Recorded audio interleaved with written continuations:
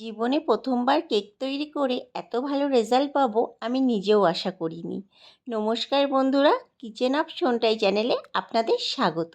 আজকের রেসিপি চায়ের কাপ মেপে নিরামিষ কেক। চলুন শুরু করি তাহলে। আমি এখানে 1 কাপ টক দই নিয়ে নিলাম, 1 কাপ চিনি নিয়ে নিলাম, আর নিলাম 1 কাপ রিফাইন তেল। মাপটা কিন্তু আপনারা লক্ষ্য রাখবেন। সব কিছুই আমি 1 কাপ করে নিয়েছি।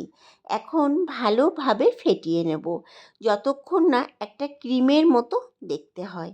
আমার অনেকটাই ফেটানো হয়ে গেছে, চিনিগুলো আস্তে আস্তে গলতে শুরু করেছে, কিন্তু আরও ফেটিয়ে নিতে হবে। উপরে কোনো তেল ভাসবে না, এতটাই ফেটাতে হবে।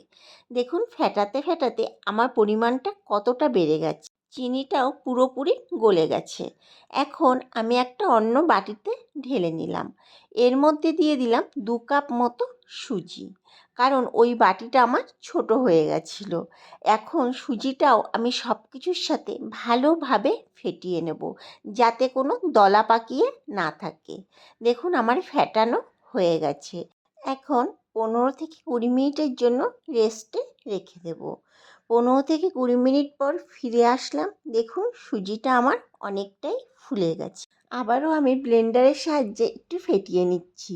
সুজিটা যদি আপনারা মিক্সিতে একটু গুঁড়ো করে নেন তাহলে 10 মিনিট রেস্টে রাখলেই হবে। আমি গুঁড়ো করে নিইনি, তাই 20 মিনিট রেখেছি।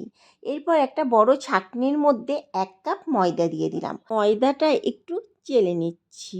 আপনারা যতটা সুজি ব্যবহার করবেন তার হাফ ময়দা দেবেন। এর মধ্যে দিয়ে দিলাম 1 কাপ লিকুইড দুধ।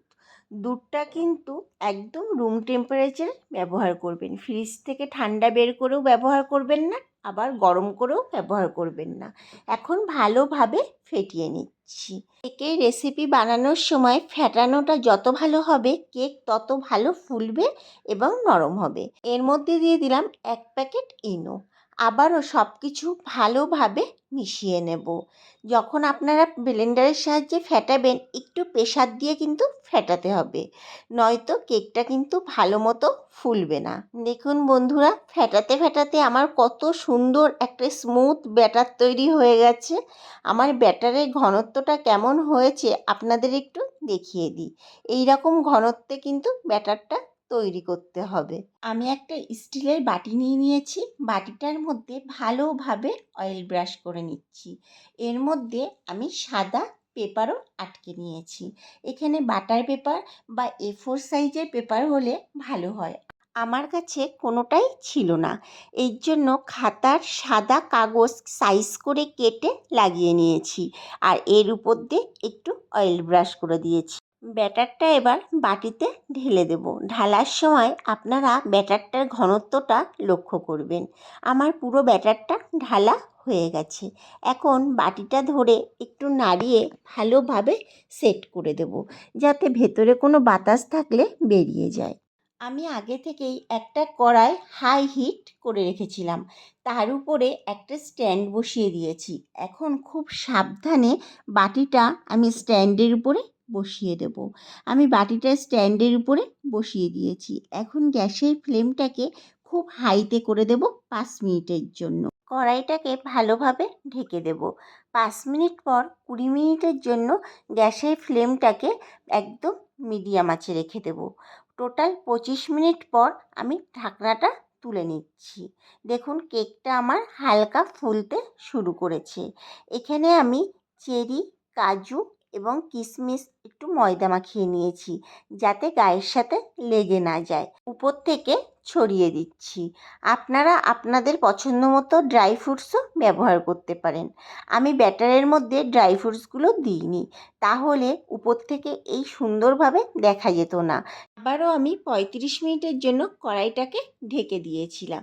গ্যাসের ফ্লেমটাকে মিডিয়ামেই রেখেছিলাম। 35 মিনিট পর ফিরে আসলাম। দেখুন ঢাকনাটা তুলে কেকটা আমার কত সুন্দর ফুলে গেছে। কেকের ভেতরটা সঠিকভাবে তৈরি হয়ে গেছে কিনা সেটা দেখার জন্য আমি একটা টুথপিক নিয়ে নিয়েছি। দেখুন টুথপিকটা কেকের ভিতরে ঢুকিয়ে দিলাম, গায়ে কিছুই লাগেনি, তার মানে আমার কেকটা তৈরি হয়ে গেছে। আপনাদের কাছে টুথপিক না থাকলে আপনারা ছুরি দিয়েও দেখতে পারেন। ছুরির গায়ে যদি লেগে যায় তাহলে ভাববেন কাঁচা আছে। আর যদি না লাগে তাহলে ভাববেন আপনার কেকটা তৈরি হয়ে গেছে। কথা বলতে বলতে আমি বাটিটা নিচে নামিয়ে নিয়েছি। এখন ঠান্ডা করতে দেব। কেকটা তৈরি হতে টোটাল আমার 1 ঘন্টা সময় লেগেছে।